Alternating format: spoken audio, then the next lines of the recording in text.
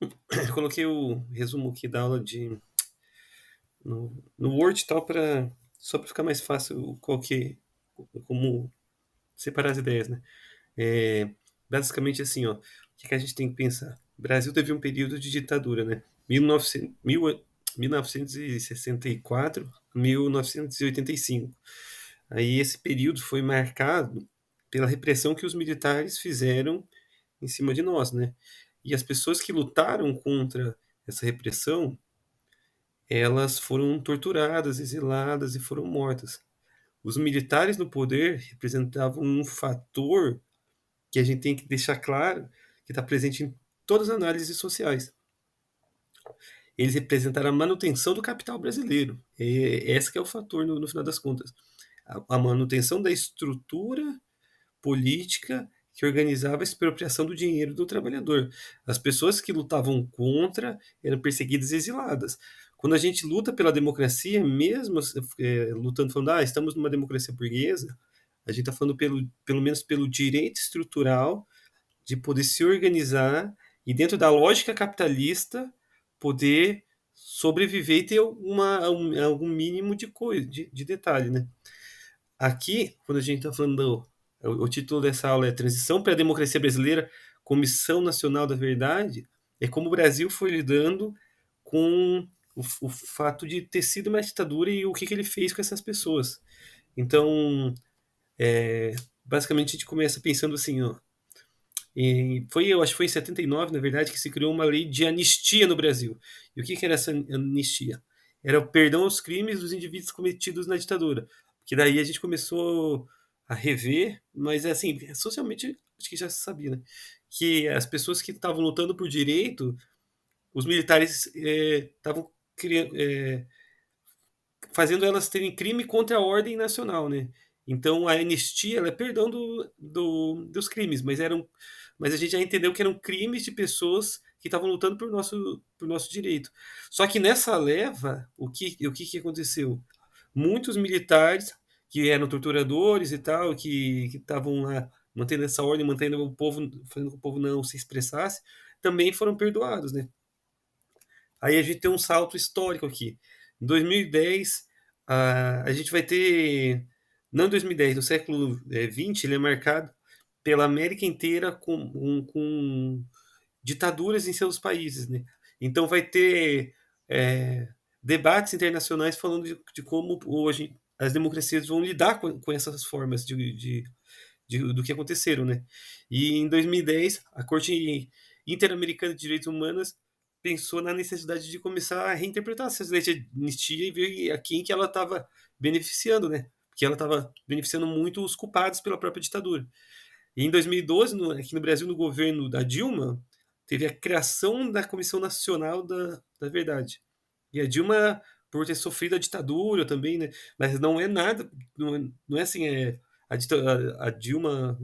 Porque assim, eu vou ser bem sincero, tem aluno tão alienado assim que é capaz de.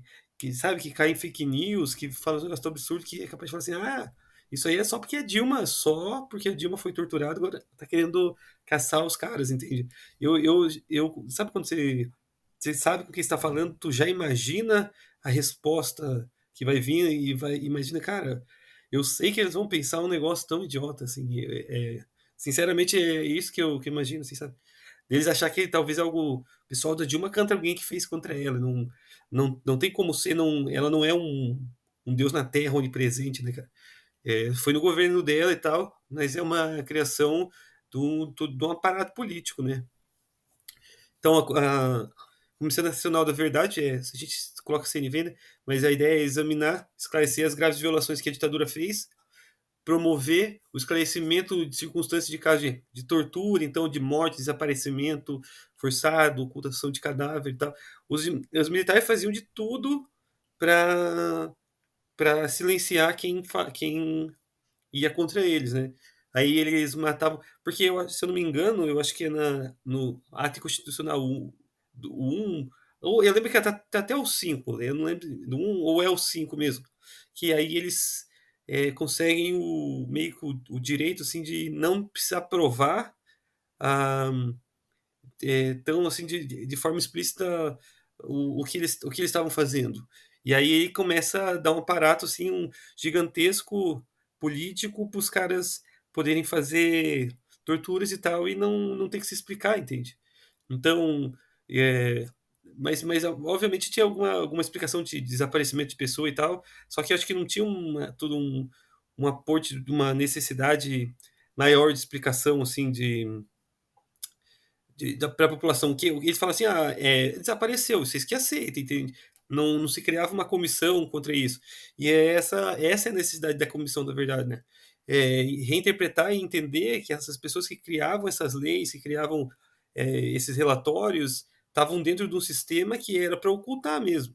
Era uma estrutura política administrativa que ocultava esses crimes e criava uma ditadura totalitária, né?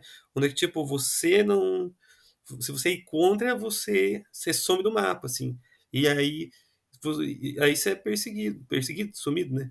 E identificar quais eram os locais, quais eram as estruturas, né, as instituições que faziam isso, né. E daí nisso, por exemplo, com isso se se mudou se reinterpretou e se mudou muito a investigação de pessoas que morreram e foram desaparecidas, e aí hoje em dia, tipo, tem a verdade sobre ela, né, porque, desde da década de 70 tem casos, assim, muitos casos explícitos, assim, que, tal deputado falou um negócio e de repente sumiu, aconteceu uma doença com ele, entende? Sabe, sempre vai acontecendo alguma coisa, assim. E daí depois reinterpretando, fazendo pesquisa e tal, os caras foram entendendo. Eu lembro quando estava na faculdade, como era de 2012, a criação da Comissão Nacional da Verdade, acho que era 2014, por ali. Eu acho que não, talvez era 2013, acho que era 14. Foi um cara ainda que estava vivo e ele começou a sair na Comissão Nacional da Verdade depoendo, assim, como que foi a vida dele, que ele tinha sido torturado e tal, né? E aí ele mostra, assim, que ele relatando a própria tortura que ele sobreviveu e ele contando que teve um dia, assim, ele, tipo, relatou um caso bem triste, né? Que ele ia ter que é, falar onde é que uns amigos dele estavam escondidos lá do tal partido, o senhorzinho, assim. Né? E aí eles iam passar por uma ponte, aí a ideia dele era abrir o carro, pular da ponte e se matar. E aí ele não se matou, né? Tava vivo e tal, mas foi torturado, continuou sendo torturado e tá ali. E poucas pessoas sobreviveram, né? Que eram de partidos ou organizações que eram contra a ditadura e tal. Aí é isso aí mesmo. E aqui tem só uma chargezinha feita, né? Porque talvez pelo Laerte e tal, que os militares se beneficiando em volta da, da anistia com um saquinho de